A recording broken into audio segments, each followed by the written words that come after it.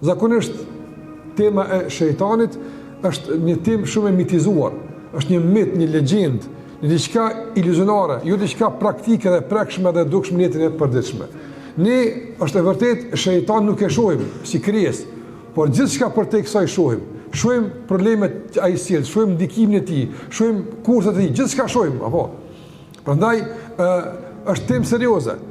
Është jo serioze kjo temë për shembull të trajtohet në aspektin e sehrit, mësyshit dhe krejt problemi me shejtan përfundon me rukje.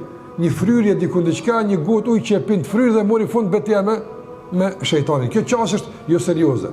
Pastaj ose të mitizohet edhe të përmendet për shembull çështja që nuk kanë lidhje me shejtanin, por ne i futim në kontekst të shejtanit për shkak se nuk mund ta kapim me logjikën apo me arsyeën tonë. Mendoj që kjo temë nuk është trajtuar seriozisht sa duhet, zakonisht është e mitizuar, zakonisht është e kufizuar edhe e marginalizuar në çështje të caktuara, prandaj kërkon një qasje më serioze dhe më gjithëpërfshirëse. Fakti që nuk është e tillë e bën këtë temë të domosdoshme dhe shumë të rëndësishme për ta trajtuar.